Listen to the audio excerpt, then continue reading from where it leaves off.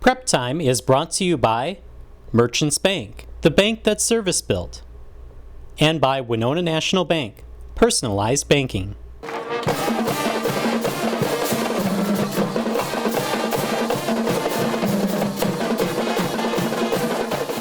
Hello again, everybody, and welcome to Prep Time. I'm Justin Barrientos, and on today's show, we'll take a look back at the first few weeks of the Football Night and HBC coverage, and we'll also take a look at Seth Hahn, Cotter Football's interim head coach, who took over for Bruce Carpenter, who took a medical leave earlier this season. First, though, we'll turn our attention to soccer, and one of the problems that faces Cotter athletics year in and year out is the number of athletes that participate in any given sport. Now, Cotter students are usually involved in multiple activities, but the school enrollment is lower than that of many of the schools in the area. The Cotter girls soccer program is just one of those teams that faces the numbers game, especially when they graduate a large class. Last year we graduated a pretty good group of kids. We lost 10 off the team, so we weren't entirely sure what our numbers would be. We did a lot of recruiting. We had some young kids which we knew were coming in, a bunch of 7th graders, which is awesome. But beyond that, it became kind of a recruiting year for us, which is typical. And now this year, we've got the most I've had since I started 4 years ago, and the numbers are just awesome. We've got 17 on a team, and we just haven't had those numbers. One of the bumps in numbers this year is partly due to a significant number of sisters from one family. I'm Grace Flanagan. I'm in 7th grade, and I play forward and mid. I'm Gloria Flanagan. I'm in 7th grade, and I play defense, midfield, and forward. I'm Olivia Flanagan. I'm in 9th grade and I play midfield. Hi, my name is Rosemary Flanagan. I'm in 11th grade and I play defense. Yeah, we keep saying they could start their own program with the kids. It's great, and sometimes we have fun with it and we pit them against each other. We put the twins against each other. What is it like for 4 of the Flanagan sisters to suit up for the Cotter girls soccer team? It's fun, I guess. It's sometimes a challenge because we are sisters, but we have to be teammates too, so it's also a challenge, but overall fun, I think. It can test your patience quite a bit, but at the end of the day, it brings us closer together. It's kind of nice because they kind of guide you so you don't do the wrong thing or make sure you are good. It's fun because sometimes you don't know what to do and you can just ask them for help and they'll guide you. You kind of know more about them and what they play and that sort of stuff. In some ways it's easier because you do know what they're going to do, but it's a little harder communication-wise because they're not as willing to listen to you. It's probably easier, I guess, because I know what they're capable of more than anyone else. I sit back and I just smile because they're all going to be on the same field, and while our 7th graders are on JV, we had them all up on varsity for a game, and that was just so cool. And that will happen again by the time we hit the end of the season. And to have a family of 4 on the field, and with one more coming who is younger, it's a really cool family experience. And that's what Cotter is in general, but definitely Cotter soccer, it's family. It's fun. It's a little confusing sometimes, but it's fun seeing them interact, and sometimes they argue, but they usually get along and have fun. It's always exciting when your sisters succeed, so then it's kind of just a bonus to your team succeeding. It's your sisters succeeding as well.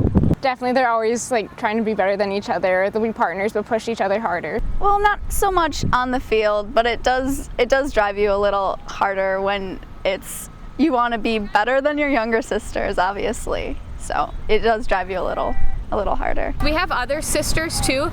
The Myers, we have a 7th grader and a junior. And so there are other families that we've had that as well. Last year we had Kirstein's, we had a senior and a junior. Now one's graduated and one's a senior. I do think it's a great way to introduce the sport to younger kids.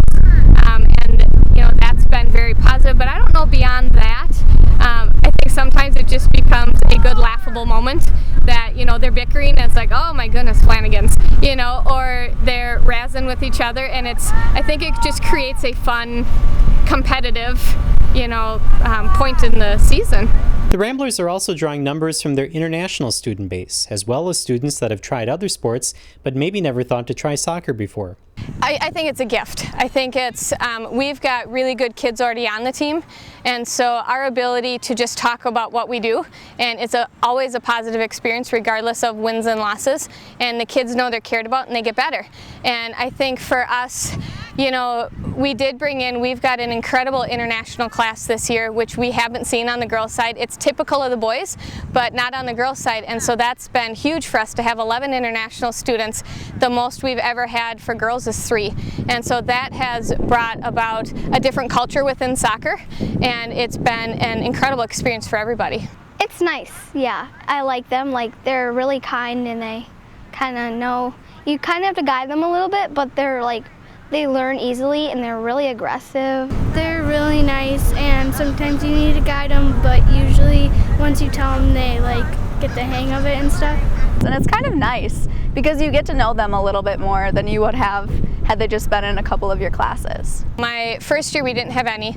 2 years ago we had 1. Last year we had 3. Now this year we've got international kids that are in their 2nd year of playing, and 2 have made varsity, and you know that's just a testament to how hard they work, and they're having a ton of fun doing it. And you know, I think it's the culture within them is to work hard, and we've seen even the JV team has just leaps and bounds improved, and it's a lot of those international kids that aren't 7th and 8th graders, you know, so they kind of become leaders automatically by age, and they've just taken it and run with it.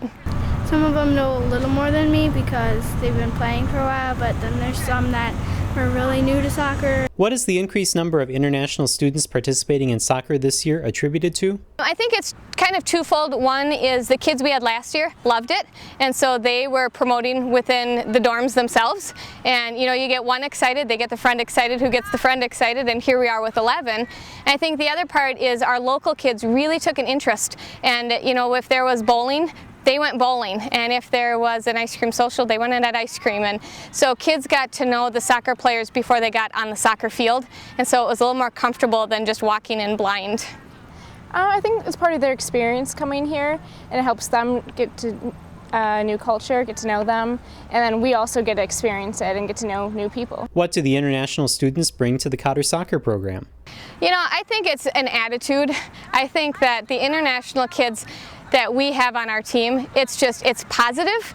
They're running out there and they're smiling like the entire time they play, and they get tackled and they're still smiling, and they keep coming back for more because I don't think they take it for granted. This is an opportunity they may not have in their home country, and so now that they've been given the opportunity, they're just loving it. And I think that's a testament, and it teaches our kids not to just say, well, I'm a 7th grader, I've got 6 years left. Well, you may or may not. You never know when your time is done. And so I think they've taught us to just enjoy every piece of it, whether we're running or playing. It does just put it in a different perspective. Like, for them, it is just about having fun, and sometimes you get a little caught up in the competition of things, but it kind of just brings you back to that, back to the basics almost of you're just playing soccer so that you can have fun. Soccer-wise, it's fun to see people who are really excited to play. It's new for them, so there's a lot of energy, and little accomplishments make them really excited, so it kind of brings you back to your roots. This mix of younger and older students, international and American students, is all tied together by Coach Marie Barrientos. What is she like as a coach? She kind of just has a way of doing it, and it gets you very motivated, unlike some of the other coaches I've had.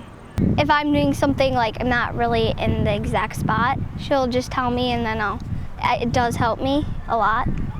She's a great coach. She helps you if you need help. You can just ask her any question and she'll help you. I don't know, just the way that she carries herself and the way that she speaks to you, she's not speaking down to you, and she's not building you up falsely. She just tells you honestly. She tells you what you can do better. She tells you what you're not doing so well, but she really does motivate you positively. I've had Coach Barrientos for a long time, and she's great. She's a great role model, and she's always pushing us, and she knows exactly what you personally need to work on, and she'll make sure that you know that, and she takes time to focus on each individual player.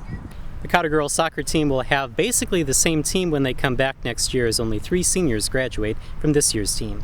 Coming up here on Prep Time, we'll take a look at highlights of some of the games that we've covered on Football Night on HBC. Anybody can make your business a victim of fraud. In fact, if your business hasn't been affected by fraud yet, it's only a matter of time. Don't take that chance. Merchants Bank offers fraud detection and prevention solutions that can help protect your business accounts from check and electronic payment fraud. Don't wait until your luck runs out. Get help from Merchants Bank today. Start saving on the heating and cooling of your home with the Bryant Evolution Hybrid Heating System from River City. Buy now and get a big cash back reward plus great financing options. Call River City today. We're your heating and cooling go-to guys. My main concerns about banking online was I wasn't sure I had control over it like I did if I did banking actually in a bank. My kids told me that, you know, Mom, you can do this. It makes life a lot easier to be able to do it right at your home without having to even go to the bank. I can just do it wherever I am. I do not consider myself a techie person, but they make it very easy. I did not feel mobile banking was difficult to learn at all. Give it a try. You're going to like it. When your heating or cooling system breaks down, you can count on River City Heating to be there for you. We're your go-to guys, offering dependable 24-hour emergency service. River City Heating and Bryant, always doing whatever it takes. A state-of-the-art fiber optic network. Sure, you've all heard that. But what does it mean? Well, if you're an HBC customer, it's television in crystal clear high definition and whole home DVR, blazing fast internet speeds, perfect for gaming or movies, phone service with your choice of features, including unlimited long distance. And now, HBC has expanded service throughout much of southeast Minnesota. Call today and see what it's like to be on a state-of-the-art fiber optic network with a local company receiving national recognition for their service. If you would like a DVD copy of Prep Time or any other production from HBC TV 25, you can give us a call at 474-5811 or email us preptime@hbci.com. And welcome back to Prep Time. HBC Sports ramped up our coverage of high school football this season with Football Night on HBC. We have new graphics giving a new feel to our coverage, and we've traveled to more places giving you views of more football teams from around the area. Here's a look at some highlights of the first few games of the season. We debuted our new look at Wabasha Kellogg High School, where they were debuting a new single-wing offense. They were also one of the first prep teams in the state to get their season started in a special Week 0 of the season. Wabasha Kellogg versus Kingsland started the game, and Drew Gilbertson gets the Falcons season going on a good note, returning the opening kick 33 yards. Austin Babb then gave the Falcons their first touchdown of the season with a 3-yard run 2 minutes and 18 seconds into the game. Ryan Wolf kept the offense going with an 18-yard touchdown run 5 minutes later, making the score 14-0 Wabasha Kellogg. Tommy Leckler would make this run look easy, chugging 61 yards downfield, and the Falcons would increase their lead to 20-0. Leckler would have 97 yards on the ground in the game.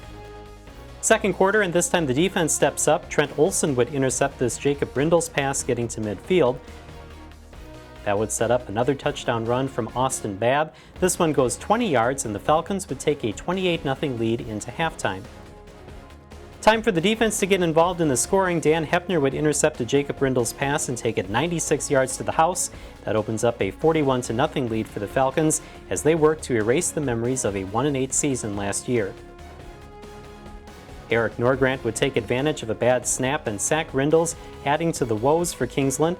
Jack Purvis would cap the scoring for the Falcons with this 5-yard run. Kingsland would add 2 touchdowns late in the game, but it's the Falcons with an impressive 47-12 win to start the season. Our second game of the season would bring us back to Winona for the Winhawks versus Rochester John Marshall. Winona would struggle in this game, but would show some sparks like this nice sideline pass from Jeff Schultz to Taryn Cross. That combination would be repeated all night. Garrett Block would get in front of this Colton Benavidez punt to give the Winhawks good field position, but they would be down 21-0 at the half. Third quarter, and the Winhawks get on the board. Schultz to Cross in the back of the end zone, 16 yards for the score, and Winona cuts the lead to 21-6. Schultz would help his own cause with this pickoff of counterpart Caleb Stangler. Too many times, though, the JM defense would halt Winhawk drives. Not the case here, as Schultz finds Cross for a 65-yard score, 7 catches for 133 yards and 2 touchdowns for Cross, but the Winhawks fall 28-12 to open their season with a loss. Off to Lewiston Altura for their opener against PEM. Cardinals looking to repeat last year's perfect regular season. Brady Lang with a 3-yard score, but 2 penalties caused a missed extra point, 6-0 Cardinals. Bulldogs take control here as they look to avenge a loss to the Cardinals last year. Bryce Heim with a 65-yard run to give PEM a 7-6 lead. Heim would have 120 yards rushing in this game. Bulldog quarterback Skylar Thompson would pick up most of his rushing yards in this game on this play, a 74-yard quarterback keeper to make it 13-6 PEM. Thompson would have 78 yards rushing on 7 carries. LA looking to make some noise before halftime. Storm Seafeld looking deep for Brady Lang. That would be a 53-yard connection, but the Cardinals could not convert, 13-6 at the half. Third quarter and a drive stopper from Hunter Johnson. He would intercept the Seafeld pass in the end zone to keep the Bulldog lead. Later, Thompson with a screen to Nelson Finney that would go 37 yards down the sideline. Extra point is blocked, but the Bulldogs lead 19-6.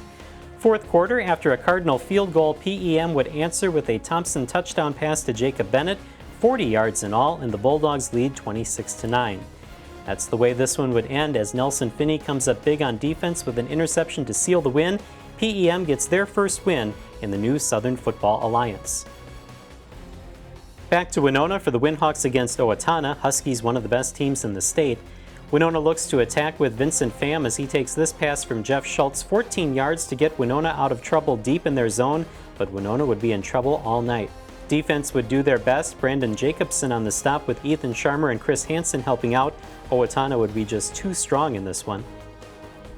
Jeff Schultz looking for his favorite target, Taron Cross, but he's covered. Schultz tucks it in and goes 11 yards across midfield for a first down. Too few of those in the game. Vincent Pham trying to get all the yards he could. Pham with 53 yards on 11 carries as Owatonna dominates 49-0. First road trip to Lake City for the HBC crew. Tigers take on Casson Manorville. First quarter, first offensive play from scrimmage for the Tigers, and Elliot Cox goes 74 yards to give Lake City some momentum and a 7-0 lead. Cox would end up with 110 yards on 13 carries in the game. Back and forth battle for a while in a battle of the big plays. Lake City takes the lead back as Reed Lundell connects with Eli Custer on a screen pass. Custer would then outrun the Comets secondary for an 89-yard touchdown that gives the Tigers a 14-7 lead. Second quarter, second touchdown for Elliot Cox. He scores from 13 yards out to give the Tigers a 21-7 lead. But it would be all Comets from there. Will Balo and Cox on the tackle as the Tigers lose to Casson Manorville 40-21. And our first look at the Cotter Ramblers as they hosted Zumbrota Mazeppa. Zach Hafel in for the injured Colin Duhlman, filled in nicely at running back, 79 yards on 24 carries, but too little offense for Cotter. The Rambler defense, though, played their best game of the season. Jason Klug with an interception of ZM quarterback Kurt Gadient. Klug would return the ball 15 yards to halt a Cougar drive. Later, Hunter Pronzinski fumbles, and the Ramblers are there to pounce. Robert Rivers at the bottom of the pile for the second forced turnover. Noah Noctegal would get the third Rambler defensive turnover, this on a Jacob Tashawn fumble. The defense would keep the Ramblers in this game. Robert Rivers would come up big again as he sacks Gadient, but the Ramblers fall to 0-4 with a 20-0 loss to the Cougars. Coming up here on Prep Time, we'll talk with Cotter High School football interim head coach Seth Hahn. My main concerns about banking online was I wasn't sure I had control over it like I did if I did banking actually in a bank. My kids told me that, you know, Mom, you can do this. It makes life a lot easier to be able to do it right at your home without having to even go to the bank. I can just do it wherever I am. I do not consider myself a techie person, but they make it very easy. I did not feel mobile banking was difficult to learn at all. Give it a try. You're going to like it. Hi, my name is Joe Glendy and I am HBC. I am the HBC Air network engineer located in the Winona office. I spend my free time streaming movies with my girlfriend Janelle, as well as playing online video games. HBC's leading edge internet service has the speed, reliability, and capacity I require for all my online entertainment needs. HBC's LumenNet internet service even offers symmetrical upload and download speeds. We are HBC. Anybody can make your business a victim of fraud. In fact, if your business hasn't been affected by fraud yet, it's only a matter of time. Don't take that chance. Merchants Bank offers fraud detection and prevention solutions that can help protect your business accounts from check and electronic payment fraud. Don't wait until your luck runs out. Get help from Merchants Bank today. Winona Homes was offered a deal from another company. I switched to another company because they made some promises and I was going to get a better rate, so I switched. But when she tried their deal, she ran into some issues. The other company that I was with wasn't local. You couldn't even get somebody to come to your office. At HPC, customer service is our #1 priority for your business. Let's just say Jenny is a lot happier now. I have never had such fast customer service. To see how HBC can help your business, call Melanie at 474-5802. If you have a question or comment about this or any other Prep Time show, or you have a story idea that you think that we should cover, you can always email us at preptime@hbci.com. We'd love to hear your comments and your story ideas. And welcome back to Prep Time. Coming into this season, those involved in the Cotter football program knew that this year would be a tough one. When asked in the preseason what the team needed to do better this year, this was head coach Bruce Carpenter's response. We need to improve on everything. The season got tougher after an opening week 61-0 loss to Rochester Lourdes. They followed that with a 30-0 loss to Triton in week 2, but the biggest surprise would come days before their third game. On Wednesday, September 11th, Cotter released this statement announcing that Carpenter would be leaving his duties at Cotter for undisclosed medical reasons. The program would then be turned over to assistant coach Seth Hahn, who immediately thought this. How are we going to get through practice?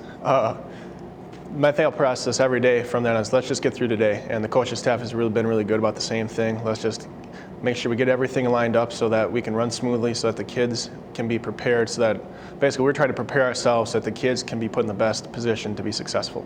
Hahn, a native of Tomah, Wisconsin, played center for the Winona State University football team from 2006 to 2009, where he played under Bruce Carpenter, who was the Warriors' offensive coordinator before moving to Cotter. After college, Hahn made one stop before joining the Ramblers. I spent 1 year teaching over at Bluffview Montessori here in Winona, and then my second year at school, I came here to teach, and Coach Carpenter asked me to help him coach football, and that's kind of how I got my foot in the door here. Did Hahn ever consider coaching before getting the offer from Cotter? Actually, no. I hadn't really considered coaching at all, to be honest. Coach Carpenter called me up in the fall, closer to the winter a few years back, and I debated about it for a couple months. Was it something that I really wanted to invest all my time and energy into, or what was I really planning on doing? And after a lot of searching and talking with my wife and everything, we kind of decided that it probably was the best interest for me to get back involved with the game. Cotter made the decision to grant a medical leave for Bruce Carpenter during the season to make sure he was okay. In a statement released by Cotter President Dr. Judith Schaefer, it was stated, quote, "Bruce Carpenter is an extremely respected and valued member of the Cotter community. His dedication to our students is without question, and his wellness is of primary importance to all of us. We have reassigned his duties and will make sure that our students are supported in this transition. Bruce and his wife Jenny will also be supported by all of us in the Cotter family," end quote. Next was finding someone to fill the football head coaching job. How did Hahn get asked to step in for Bruce Carpenter? The administration came forward to me and asked me about it, if that was something I'd be willing to do, and I had to debate about that for a little while too. Was it something that I would be capable of doing with the expectations that I would carry for myself, with the idea that the best interest of the kids would always be the #1 prerogative. I was just asked if I'd be willing to step in until Coach Carpenter was ready, and as of now, that's the way it's been planned, and that's what we'll leave it at. How did week 1 go as head coach? Pretty fast and furious. I learned a lot about myself, about the kids, what to do, what to not do, and learned a lot about the differences between high school athletes and college athletes and the expectations. It was a little nerve-wracking. I was pretty anxious leading up to the game and during the game. But once we got into the game, it kind of felt a little bit more like a regular game for me on the sidelines. You have to answer a lot more questions. The buck stops with you, and anytime there's a question, people are coming to you to ask, or a lot of the students, when they have a question or an update about practice or a game or where they're going to be, it's coming to me. So just a lot more things to juggle at the same time. The main thing for me is taking care of my classroom and teaching, and then with the coaching on top of that, whatever needs to be done is what I'm willing to do. If they need me to be the head coach, great. If Coach Carpenter's back and I'm going to be the assistant, I have no problem with that either.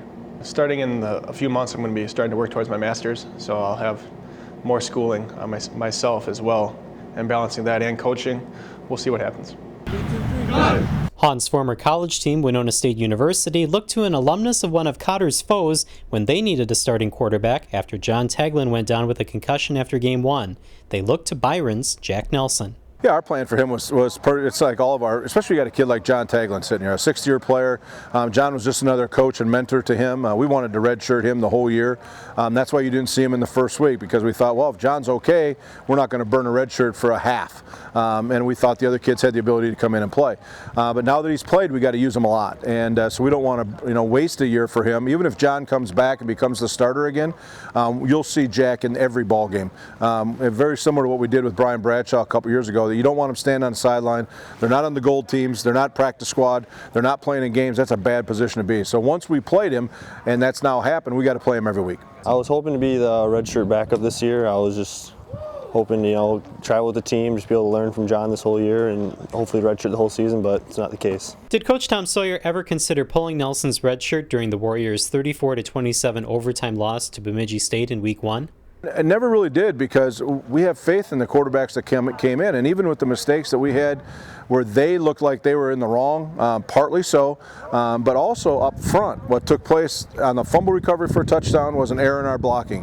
What took place in the interception for a touchdown was an error in the blocking. So we can look at it and say, well, the quarterback's the guy, but in reality, they were wrong, but the offensive line, who we have the most respect for and the most experience at, they also failed in their assignment. So it's a team game, and that was definitely an indicator of that. I was just sitting there. If they needed me to go, I was ready to go. But if they didn't need me, then I would just be ready to go whenever they ever need me. What was Coach Sawyer's reaction to Nelson's performance last week against St. Cloud State? Yeah, he should have won it. I mean, he did everything we could possibly ask. He played much better than I thought he actually even would. I mean, he extended plays and flipped the ball down the field and ran for a couple first downs and handled the checks on the line of scrimmage. I mean, he's far beyond most freshmen. So if he had to start the rest of the year out, I'd feel fine with that. So there's now a battle with him and John, but John's still our number one guy. But what we saw in Jack Nelson was phenomenal, and his career is going to be pretty bright. It was a fun game, first game for me. Obviously, we didn't get the win, but it wasn't exactly the greatest weather either to play my first game in. But it was a fun first game for me to finally get to play football again. Of course, there was some nerves right away, but once I got playing, I was good to go. I've been preparing each week that I'd have to play, maybe the starter, but as soon as they told me I was a starter, I was ready to go, ready to play football. What were some of the factors that led Sawyer to recruit Jack Nelson? Well, he's just a tremendous all-around athlete. I like all-around athletes. I like guys who play football, basketball, or wrestle, and they play baseball. They're hockey players. They play summer league basketball. I want those guys because I like all-around athletes. And when I went and saw Jack play basketball over at Casa Manorville, and he threw down a two-hand dunk off the backboard, we knew he was a pretty special talent. And obviously, he could throw the ball. We saw that. He threw a 70-yarder, in one game. I mean, he's got a big arm. But the way he competes and he's quiet, his demeanor, all those things were things that were important to us looking for a quarterback. And we didn't know he was going to be playing this year, but all those things are now true. So I think Coach Keller and I really kind of pinpointed the right kid. And we got another kid, Darren Beankin from Farmington, it's exactly the same way. And he's now he's redshirting too. So now we have two young kids that we really, really are high on. I had two coaches that both played here. And then when they started recruiting me, my coaches helped me tell me how great this place is. Once I took my visit, coaches made me realize how great it is, and I just knew once I came on my visit. From that first game, I knew it was going to be a fun atmosphere. When I came on my visit, I knew it was a great atmosphere. Fans go nuts here, so it's pretty fun. And that's all the prep time that we have for you this week. I'm Justin Barrientos. Thank you for joining us, and we'll see you next time.